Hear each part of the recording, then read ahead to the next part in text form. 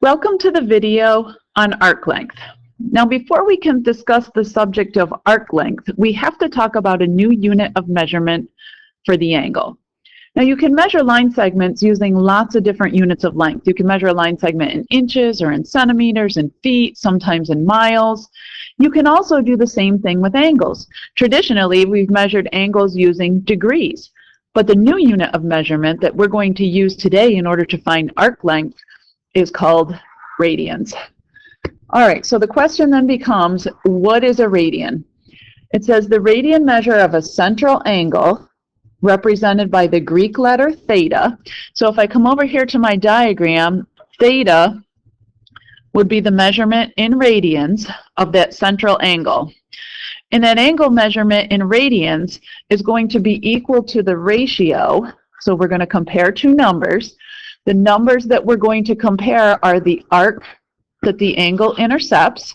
Sometimes instead of using the word intercepts, they'll use the word subtends. Subtends just means to intercept. So in my picture here, the arc, or the curved part of the circle that angle intercepts, is represented by the blue arc. The symbol we're going to use for that is S, and it's equal to the comparison between that length and the length of the radius, which we're going to call R, of the circle. So again, an angle measurement in radians is just a ratio. It compares the length of the arc to the radius of the circle.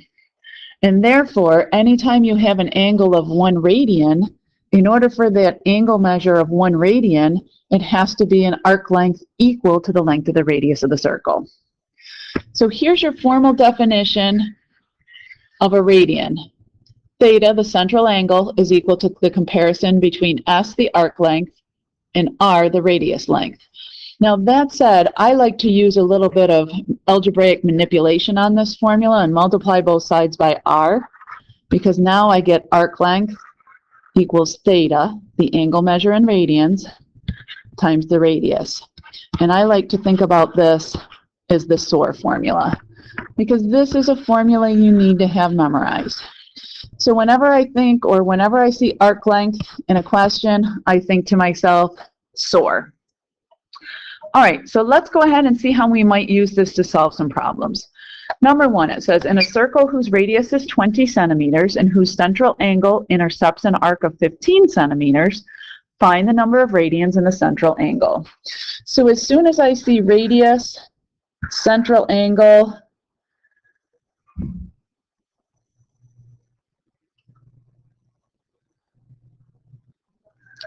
and arc in the same problem, I think to myself, SOAR. So arc length equals theta times the radius. And now I'm just going to substitute into my formula. Radius is 20 centimeters. Central angle we don't know, so I'm going to leave that as theta. And arc length is 15 centimeters. So now in order to solve for theta, I'm going to simply divide the right side by 20. If I do that to the right side, I have to do the left side by 20. So on the right side, I'm left with theta. On the left side, I'm left with 3 over 4. So it says find the number of radians in the central angle. The central angle, therefore, is 3 over 4 radians. Number 2 says a central angle of pi over 4 radians intercepts an arc of 3 inches. Find the radius of the circle.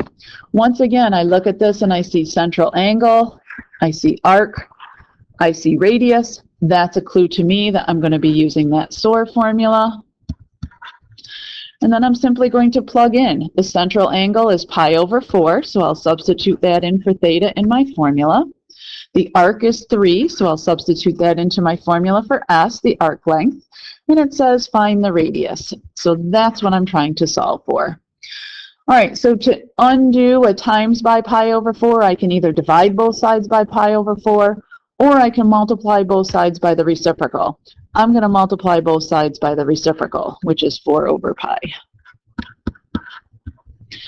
So on the right side, I've got pi in numerator and denominator. They cancel. 4 in numerator and denominator. They cancel. I'm left with r.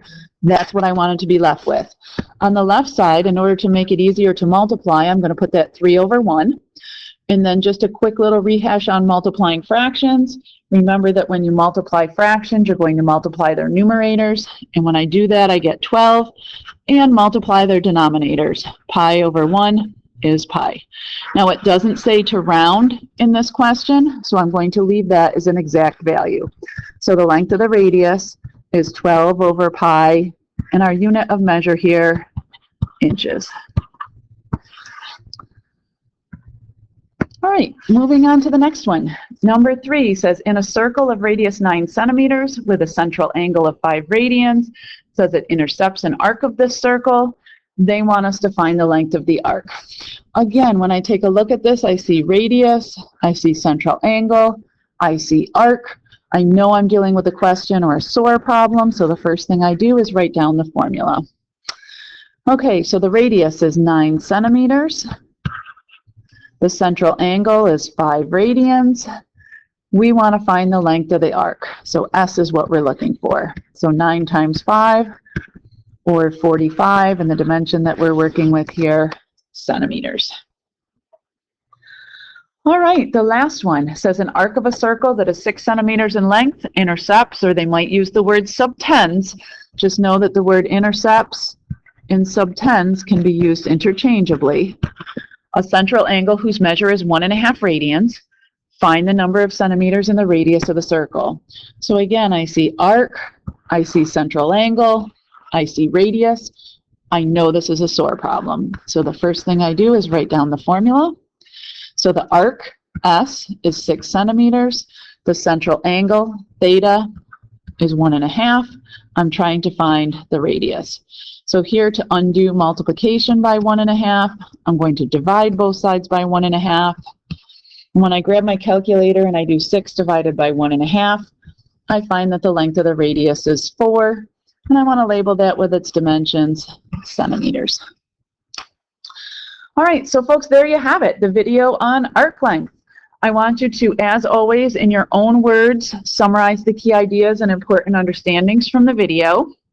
And then once you do that, see if you can apply what you've learned in order to answer the questions on the following page in your notes packet. Next time you come back to class, we'll get some practice with some of these. But until then, make it a good one.